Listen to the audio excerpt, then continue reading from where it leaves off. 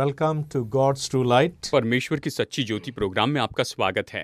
an exciting adventure into the study of prophecies of Daniel. ये तो Daniel की किताब में की जो भविष्यवाणी है उसके बारे में बहुत ही उत्साहित करने वाला अध्ययन है। But before we learn these prophecies, लेकिन इसके पहले कि हम इस भविष्यवाणी का अध्ययन करें, we need to understand the background of the book of Daniel. हमें दानियल की किताब की पृष्ठभूमि के बारे में यहाँ पर अध्ययन करना होगा। We have been having at least 4 Bible studies on the background of book of Daniel. Daniel की किताब की पृष्ठभूमि का अध्ययन करते हुए हमने पिछले 4 एपिसोड देखे हैं। In order to understand the prophecies of book of Daniel and the history of book of Daniel. Daniel की किताब के इतिहास में दानियल की जो भविष्यवाणी उसे समझने के लिए, Otherwise, the prophecies will not be meaningful to us. We cannot understand them. नहीं तो फिर ये सारी भविष्यवाणी हमारे लिए अर्थपूर्ण नहीं होगी, हम इसे नहीं And समझ we will not be पाएंगे inspired to apply them to our lives. और हम इसे अपने जीवन में उपयोग भी नहीं कर And पाएंगे। we cannot invite the Holy Spirit of God to make these prophecies part of our lives. और हम पवित्र आत्मा को न्योता दे पाए कि ये भविष्यवाणी हमारे जीवन के भाग हो जाएं। We will lapse into the same errors as the children of Israel in the ancient time. हम निश्चय ही पवित्र आत्मा को न्योता नहीं दे पाएंगे और प्राचीन इस्राएल ने जो गलती की वही गलतियों को कर Israel बैठेंगे। who failed God's covenant before they entered into Babylonian captivity. इस्राएल जो है परमेश्वर की वाचा को चूक गए और फिर उसके बाद में बेबीलोन की बंधुआई में चले We गए। have learned in Deuteronomy 28 verse 1. हमने व्यवस्था विवरण अध्याय 28 वचन 1 से देखा So है। let us see that. Deuteronomy 28 और आइए व्यवस्था विवरण अध्याय 28 में से हम देखते हैं verse 1. वचन 1। यदि तू अपने परमेश्वर यहोवा की सब आज्ञाएं जो मैं आज तुझे सुनाता हूँ चौकसी से पूरी करने को चित्त लगाकर उसकी सुने तो वो तुझे पृथ्वी की सब जातियों में श्रेष्ठ करेगा। Verse 2. वचन 2। फिर अपने परमेश्वर यहोवा की सुनने के कारण ये सब आशीर्वाद तुझ पर पूरे होंगे। Verse 13. वचन 13 इस तरह से कहता है, और यहोवा तुझको पूछ नहीं किंतु सिर ही ठहराएगा और तू नीचे नहीं परंतु ऊपर ही रहेगा। Deuteronomy 4:9. व्यवस्था विवरण अध्याय 4 वचन 9 इस तरह से कहता है, And the same conditions were given to prophet Jeremiah. और यही जो परिस्थिति है यहाँ पर यिर्मयाह को बताई गई है। Jeremiah 18:7-10. यिर्मयाह अध्याय 18 वचन 7 से लेकर 10 तक हम इसमें देख सकते हैं। So in all these verses, God gave the conditions. इन सारे वचनों में परमेश्वर ने यहाँ पर शर्तें दी हैं, परिस्थिति बताई है। He made them understand that all his promises are based on this condition. और उसने उन्हें ये बात समझाकर बताई है कि ये सारी जो परिस्थिति है, ये सारी जो प्रतिज्ञाएं हैं, वो इन्हीं शर्तों पर आधारित हैं। The opportunity and the privilege to enter into covenant with God, परमेश्वर के साथ में वाचा में संबंध करना, प्रवेश करने का जो मौका है, जो सौभाग्य है to inherit his heavenly promises, कि उसके स्वर्गीय प्रतिज्ञाओं को हम प्राप्त कर लें, the heaven's richest blessings, स्वर्ग की जो सबसे महान आशीष है, for keeping the covenant relationship with God. कि परमेश्वर के साथ में वाचा के संबंध को निभाएं। And all these blessings, privileges and opportunities were dependent upon Israel's obedience to his law. और ये सारी जो आशीषें हैं, ये सारी जो बातें हैं, ये तो इस्राएल परमेश्वर की व्यवस्था को कितना मानता है इस पर आधारित था। They have to obey his law. उन्हें उसकी व्यवस्था का पालन करना था। There is no other way of keeping the covenant conditions और वाचा की शर्तों को पूरा करने के लिए और कोई तरीका नहीं था and to inherit his blessings. कि उसकी आशीषों को वो प्राप्त कर सके। So we have to remember that all the promises and all the warnings हमें इस बात को याद रखना होगा कि सारी प्रतिज्ञाएं और साथ साथ में सारी चेतावनी of God in the Bible Bible में जो परमेश्वर ने दी है are always conditional. ये हमेशा शर्त के साथ में आती हैं। And these privileges and opportunities and the blessings that we get और ये सौभाग्य और ये मौके और ये जो आशीषें जो हम प्राप्त for करते हैं keeping this covenant इस वाचा को पूरी करने के लिए is the same. ये तो बिल्कुल वही है। is the obedience to God's law. ये तो परमेश्वर की व्यवस्था के लिए आज्ञाकारिता है। Heaven's rule of life, जीवन में स्वर्ग का अधिकार होने पाए या स्वर्ग हम पर राज्य करे। expression of God's own character. परमेश्वर के स्वभाव को हमें प्रकट करते चले जाना है। Then only you can enter into covenant with God और केवल तब आप परमेश्वर के साथ में वाचा में प्रवेश कर and पाएंगे inherit heaven's richest blessings. और आप स्वर्ग की सबसे महान आशीष को प्राप्त कर पाएंगे। So, this sacred trust of the law of God and its privileges and blessings तो ये जो पवित्र बातें हैं जो कि परमेश्वर की व्यवस्था को पूरी तरह से और इसके आशीषों को पूरी तरह से प्राप्त करें, were given to children of Israel in the Old Testament, ये पुराने नियम में इस्राएली लोगों को दी गई हैं, who lived before they entered into Babylonian captivity. जो कि बेबीलोन की बंधुआई में जाने के पहले वो वहां पर उस बात में थे। This we find in Genesis 22:18, और हम इसे उत्पत्ति अध्याय 22 वचन 18 में पाते हैं, Deuteronomy 28:10. व्यवस्था विवरण अध्याय 28 वचन 10 में। Let us see Genesis 22:18. आइए उत्पत्ति अध्याय 22 वचन 18 में हम इसे देखते हैं। ये कहता है, पृथ्वी की सारी जाति अपने को तेरे वंश के कारण धन्य मानेगी, क्योंकि तूने मेरी बात मानी है। Deuteronomy 28:10. व्यवस्था विवरण अध्याय 28 वचन 10। और पृथ्वी के देश देश के सब लोग ये देखकर कि तू यहोवा का कहलाता है तुझसे डरेंगे। In one of the books of the Spirit of Prophecy, Patriarchs and Prophets, और भविष्यवाणी की किताब में, एक किताब में जो हमारे प्राचीन जो भविष्यवक्ता थे, page 314, पेज उसमें 314 में, the Holy Spirit gave this through inspiration. और पवित्र आत्मा ने ये बात उन्हें प्रेरणा के द्वारा दी। God had separated children of Israel from the world, कि परमेश्वर ने इस्राएली लोगों को संसार से अलग किया था, that he might commit to them the sacred trust. कि वो उन्हें एक पवित्र ऐसा भरोसा दे। He had made them as depositories of his holy law. उसने उन्हें अपने पवित्र व्यवस्था के निवेश के रूप में बनाया।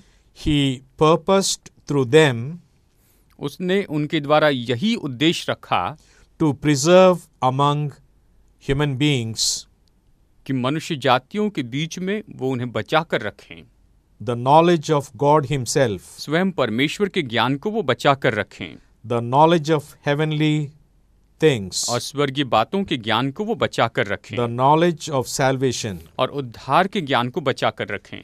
Thus, the light of heaven was to shine out to a world enshrouded in darkness. और इसीलिए इस तरह से अंधकार में से ज्योति जो है वो पूरे संसार पर उदय होगी। A voice was to be heard appealing to all the peoples. और जो आवाज है वो तो इस तरह से हो जो सभी लोगों के सामने कही जाए और सब लोग उसे सुनने पाएं। To turn from disobedience to his commandments. और वो आज्ञा भंग करने से मुड़कर परमेश्वर की आज्ञा मानने वाले हो जाएं। To serve the living God. और जीवित परमेश्वर की वो सेवा करें। To believe him and to obey him. कि उस पर विश्वास करें और उसकी आज्ञा मानें। To glorify him and witness for him. कि उसको महिमा दे और उसके लिए गवाही दे। And enter into a covenant relationship with him. और उसके साथ में वाचा के संबंध में प्रवेश करें। And inherit the heaven's richest blessings. और स्वर्ग की सबसे महान आशीष को विरासत के रूप में प्राप्त करें। But we read in Jeremiah 35:15 लेकिन हम यिर्मयाह अध्याय 35:15 में इस तरह से पढ़ते हैं, and Romans 3:1 and 2. और रोमियो अध्याय 3 वचन 1 और 2 में, Shall we read that? आइए रोमियो इसमें से हम पढ़ते हैं। अतः यहूदी की क्या बढ़ाई या खतने का क्या लाभ, हर प्रकार से बहुत कुछ। पहले तो ये कि ये परमेश्वर के वचन उनको सौंपे गए। Jeremiah 35:15. यिर्मयाह 35:15 ये कहता है, मैं तुम्हारे पास अपने सारे दास नबियों को बड़ा यत्न करके ये कहने को भेजता आया हूँ, अपनी बुरी चाल से फिरो और अपने काम सुधारो और दूसरे देवताओं के पीछे जाकर उनकी उपासना मत करो, पर तुम इस देश में जो मैंने तुम्हारे पितरों को दिया था और तुमको भी दिया है बसने पाओगे, पर तुमने मेरी और कान न लगाया और न मेरी बात सुनी है। So it's a great opportunity or a privilege that were given to God's people in the Old Testament यानी पुराने नियम में परमेश्वर के लोगों को ये बड़ा मौका या बड़ा सौभाग्य दिया गया था to know the knowledge about God, कि वो परमेश्वर के ज्ञान के बारे में जाने, to know about His infinite purposes कि उसके अगणित उद्देश्यों के बारे में जाने, for them and all the nations around them. वो भी जाने और उनके आसपास के सभी देश इस बात को जाने। And they can get them only by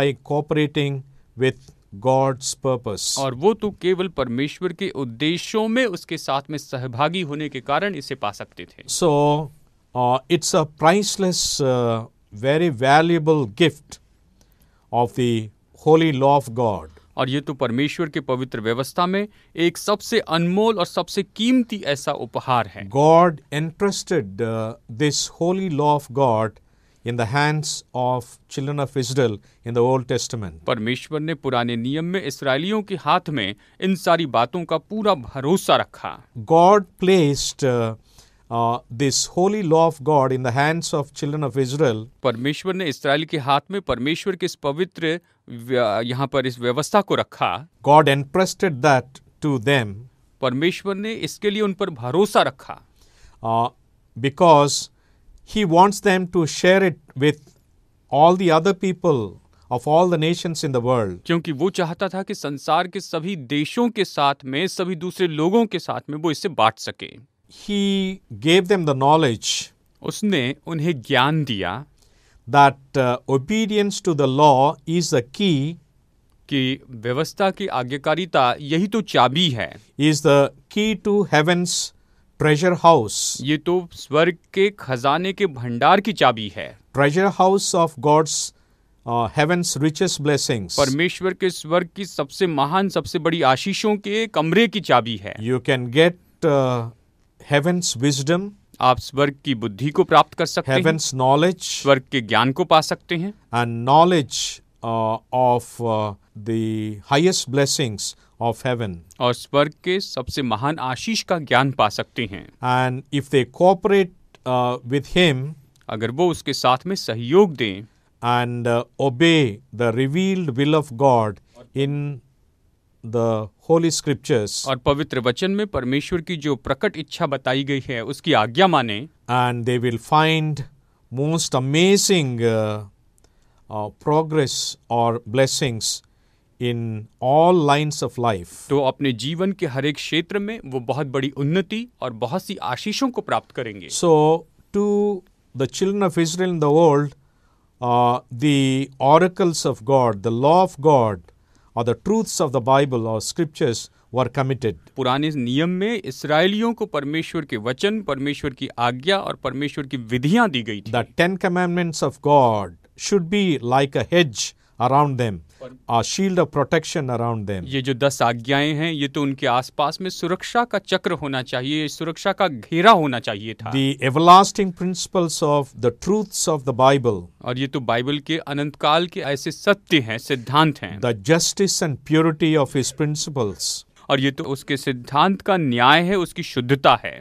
and obedience to these principles और इन सिद्धांतों के लिए उसकी जो आज्ञाकारिता है should be like a protecting shield around them. ये तो उनके आसपास में सुरक्षा के ढाल के जैसे होनी चाहिए। It was God's purpose to hedge them with these principles. ये तो परमेश्वर का उद्देश्य था कि इन सिद्धांतों के द्वारा वो उन लोगों को पूरी तरह से बाढ़ में सुरक्षित रखे, To protect them, कि उनकी रक्षा की जाए, and it will save them from destroying influences of the world. और ये उन्हें संसार के नाश करने वाले प्रभाव से बचाने वाला था। We need to follow and obey God's commandments. और इसीलिए हमें परमेश्वर की आज्ञाओं को मानना है, उसका अनुकरण करते चले जाना है। Isaiah 5:1-2, यशायाह अध्याय 5 वचन 1 और 2, God gave an amazing parable to illustrate the favors, the blessings, opportunities, privileges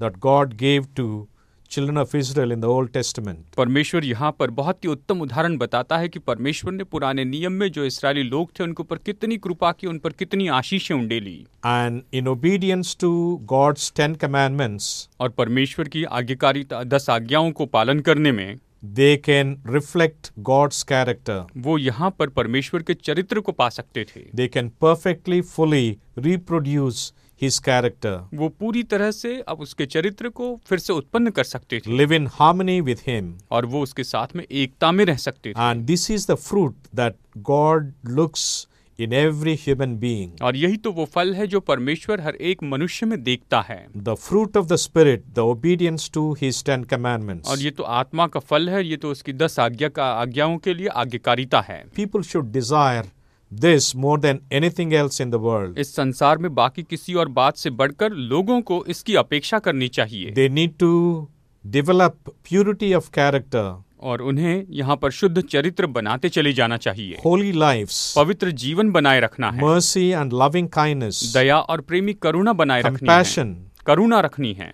and these are all God's attributes, और ये सब तो परमेश्वर के स्वभाव गुण हैं। the divine qualities, ये तो अलौकिक ऐसी योग्यता है, the character of God, ये तो परमेश्वर का चरित्र है, which we need to cultivate and produce. जो तो हमें उत्पन्न करते चले जाना है या फिर जिसे हमें और ज्यादा बढ़ाते चले जाना है। And this will transform our character. और ये हमारे चरित्र को पूरी तरह से बदल देगा। So God desired to make the children of Israel as a praise and glory above all the people. और इसलिए परमेश्वर ने इस्राएली लोगों के लिए ये बात रखी कि वो सारे लोगों के बीच में स्तुति और आदर और महिमा की The बात हो। privilege and opportunity is open to all the people in the world. और ये सौभाग्य और ये मौका तो पूरे संसार में सभी लोगों के लिए उपलब्ध है। Israel will be an example. और इस्राएल इसके लिए आदर्श होगा, उदाहरण होगा। Every spiritual advantage was given to them and to be given to all the people in the world. और हर एक आत्मिक जो लाभ है वो तो उन्हें दिया गया और साथ साथ में संसार के हर एक मनुष्य को दिया गया है। But they dismally failed. लेकिन वो पूरी तरह से इसमें बेअसर हो गए, असफल हो गए। Instead of following the way of God, परमेश्वर के मार्ग का मार्गदर्शन, उसका पालन करने के बजाय they followed in the ways of the heathen people all around. वो तो अन्य जाति और उनके आसपास के दूसरे लोगों के तरीके को अपनाने लगे। They rejected God and His law, उन्होंने परमेश्वर और उसकी व्यवस्था का इनकार किया, just like the children of Israel. बिल्कुल जैसे इस्राएली लोगों ने किया था। And they rejected Him, और उन्होंने उसका इनकार किया, they rejected His law, उन्होंने उसकी व्यवस्था का इनकार किया, they rejected the eternal truths that were revealed in the scriptures, और उन्होंने वचन में जो अनंत काल के सच्चाई प्रकट किए गए थे उसका इनकार which किया, God gave through 40 prophets through 1500 years, जिसे परमेश्वर ने 1500 साल के दौरान 40 भविष्यवक्ताओं के द्वारा दिया था, through the inspiration of the Holy Spirit, पवित्र आत्मा की प्रेरणा के द्वारा, just to enter into a covenant relationship with them, कि वो उसके साथ में वाचा के संबंध में आ जाएं, to make them perfect and holy beings, कि वो उन्हें सिद्ध और पवित्र व्यक्ति बनाएं, to be in harmony with His character, कि वो उसके चरित्र के साथ में एकता में आ जाएं, through obeying His law, कि उसकी व्यवस्था का पालन करते जाएं, and inherit heaven's richest blessings. और स्वर्ग की सबसे महान आशीष को प्राप्त कर सकें। But we find in Isaiah 5th chapter that instead of bearing the fruit of the Spirit, the character of God, लेकिन हम यशायाह अध्याय 5 में देखते हैं कि परमेश्वर के चरित्र और उसके फलों को धारण करने के बजाय they bore wild grapes. उन्होंने तो केवल निकम्मी दाखें या कहिए जंगली दाखें ही उत्पन्न की। Whatever that can be done to God's people to help them to produce His character, जो कुछ भी परमेश्वर के लोगों की मदद करने के लिए था कि वो परमेश्वर के चरित्र को प्रकट कर सकें, God did everything and more than what should be done. परमेश्वर ने सब कुछ किया और जो कुछ भी किया जाना था उससे बढ़कर किया। But they rejected all the endeavors of God, लेकिन उन्होंने परमेश्वर की इन सारी बातों का इनकार किया, the leading of God. परमेश्वर की अगुवाई का इनकार They किया rejected His grace. और उसके अनुग्रह का इनकार किया, They rejected His Holy Spirit. और उन्होंने उसकी पवित्र आत्मा का इनकार किया। They rejected the privileges and opportunities and the promises of God, और उन्होंने परमेश्वर की प्रतिज्ञाएं, सौभाग्य और सारे मौकों का इनकार किया, and lived just like the people all around them. और आसपास के अपने आसपास के जैसे लोग थे, बस उन्हीं के जैसे जीवन जीते The रहे। heathen nations to whom God never spoke. ऐसे अन्य जातियों के देशों के जैसे जिससे परमेश्वर ने कभी बातें नहीं की थी। They were in darkness. वो तो अंधकार में थे, They were in ignorance. वो तो अनजान होने में थे, They were following superstitious beliefs and practices. और वो तो केवल अंधविश्वास और अंधश्रद्धा के कामों को करते जा रहे थे। And the children of Israel, instead of going into living in the light of God's revealed knowledge, और पर इस्राएली लोग जो कि परमेश्वर के प्रकट किए ज्ञान में जीने के बजाय they followed the heathen nations वो तो अन्य जातियों के पीछे चले गए and lived the same kind of disobedient lives. और उसी तरह से आज्ञाभंग करने वाला जीवन वो जीते रहे। They broke the commandments of God और उन्होंने परमेश्वर की आज्ञाओं को तोड़ दिया and they disobeyed Him. और उन्होंने परमेश्वर की आज्ञा नहीं मानी।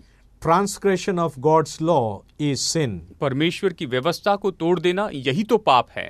And the surrounding nations and the people broke God's law and lived in the sin. और जो आसपास के देश थे और दूसरे जो लोग थे उन्होंने परमेश्वर की व्यवस्था को तोड़ा और वो पाप में जी रहे थे। They did that without knowing about the holy law of God. और उन्होंने परमेश्वर की पवित्र व्यवस्था के बारे में जाने बिना इसे किया।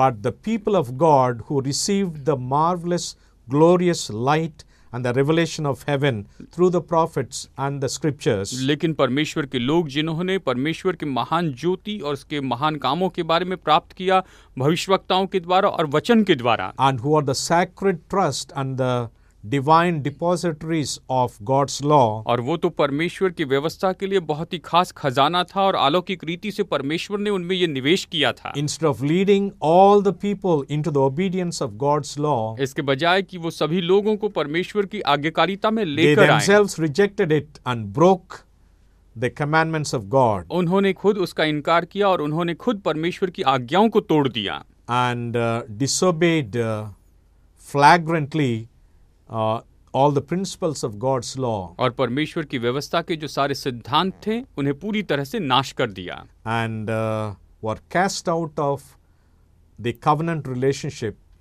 और वो वाचा के संबंध से बाहर निकाल दिए गए and led into the Babylonians' captivity और वो बेबीलोन के बंधुआई में चले गए and suffered the oppression and persecution in that captivity. और उस बंधुआई में वो सताव और तकलीफों को सहते चले गए। But in grace, God used the same sufferings and oppressions of the captivity and transformed them. लेकिन अनुग्रह से परमेश्वर ने इसी दुख को और इन्हीं यातनाओं को उपयोग किया और उन्हें पूरी तरह से बदल दिया। Just like He disciplined the Babylonian king Nebuchadnezzar, बिल्कुल वैसे जैसे उसने बेबीलोन के राजा नबूकदनेस्सर को अनुशासित किया था, He transformed all the obedient people, उसने सारे आज्ञाकारी लोगों को बदल दिया, brought them out of captivity into the promised land again, और वो उन्हें बंधुआई से बाहर निकाल कर फिर से प्रतिज्ञा के देश में लेकर आता है, established them there, और वहां पर उन्हें स्थापित करता है, and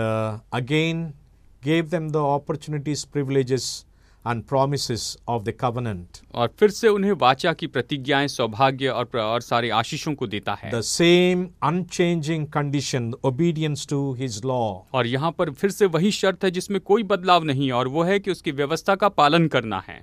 Only by which they can inherit heaven's richest blessings. केवल इसी के द्वारा वो स्वर्ग के सबसे महान आशीष को प्राप्त कर सकते At हैं, last inherit God's kingdom और अंत में परमेश्वर के राज्य के वारिस हो सकते and हैं, be as sons and daughters of God Himself, और स्वयं परमेश्वर के बेटे और बेटियां हो सकते हैं, as a family of God, परमेश्वर के परिवार के रूप में, and be saved in His eternal kingdom. और उसके अनंतकाल के राज्य में उद्धार पा सकते हैं, बचाए जा सकते This हैं। can be done only by obeying His law. और ये केवल उसकी व्यवस्था का पालन करने के द्वारा ही हो सकता है, That not through their own wisdom and power, और ये भी उनकी खुद की बुद्धि और उसके सामर्थ्य के द्वारा नहीं, but through His grace and Holy Spirit. लेकिन ये तो परमेश्वर के अनुग्रह और उसकी पवित्र आत्मा के They द्वारा can do all things and obey His law वो सब कुछ करते हुए उसकी व्यवस्था का पालन कर सकते हैं, through God's help and power, परमेश्वर की सहायता और उसकी सामर्थ्य के द्वारा, and glorify Him और उसे महिमा दे सकते हैं and witness for him, और उसके लिए गवाही दे सकते हैं, just like Joseph witnessed for him in Egypt, जैसे कि यूसुफ वहां पर मिस्र में परमेश्वर के लिए and गवाह Daniel बना and his friends in Babylon, और दानियल और उसके मित्र बेबीलोन में गवाह थे and became a blessed examples और वो बहुत ही धन्य ऐसे आदर्श और उदाहरण बन गए for all the people in the world. पूरे संसार के लोगों के लिए।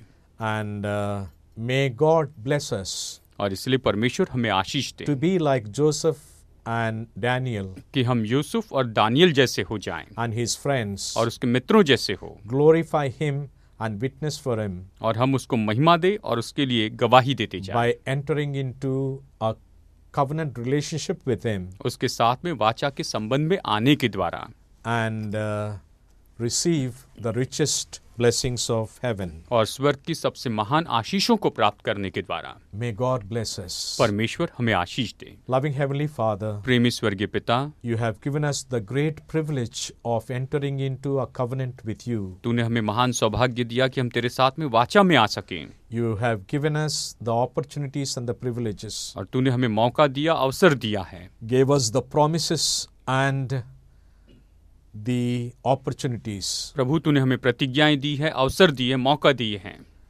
and we seek your help and power to obey you, और हम तेरी आज्ञा मानने के लिए तेरी सामर्थ और तेरी मदद को मांगते हैं and may we inherit your blessings और हम तेरी आशीषों को प्राप्त करें and be saved in your kingdom. और तेरे राज्य में बचाए जाएं All of us और हम सब as one family एक परिवार के रूप में to be with you forever and ever. सदा सदा तेरे साथ में रहें। In the name of Jesus we pray. यीशु के नाम में प्रार्थना करते हैं, Amen. Amen. Please remember every Thursday 6:30 to 7. प्यारे दोस्तों, आप याद रखिए हर गुरुवार सुबह 6:30 से 7 बजे तक An exciting Bible study on the prophecies of Daniel. और ये तो बहुत ही उत्साहित करने वाले बाइबल स्टडी है दानियल की किताब पर, उस भविष्यवाणी पर। And tell your friends and don't miss it. आप अपने मित्रों को इसके बारे में बताइए, इससे बिल्कुल न चूकें। May God bless you to inherit heaven's richest blessings परमेश्वर आपको आशीष दे ताकि आप स्वर्ग की सबसे महान आशीषों को प्राप्त करें and inherit eternal life और आप अनंत जीवन प्राप्त करें, to be with your Creator forever and ever. कि अपने सृष्टिकर्ता के साथ में सदा सदा के लिए हो। God bless you. प्रभु आपको आशीष दें। Our address, God's True Light, door number 6-19-16/6-1, West Ibrahim Patnam, pin number 521456, Vijayawada, Krishna District, Andhra Pradesh. Our phone number 7093-131-171.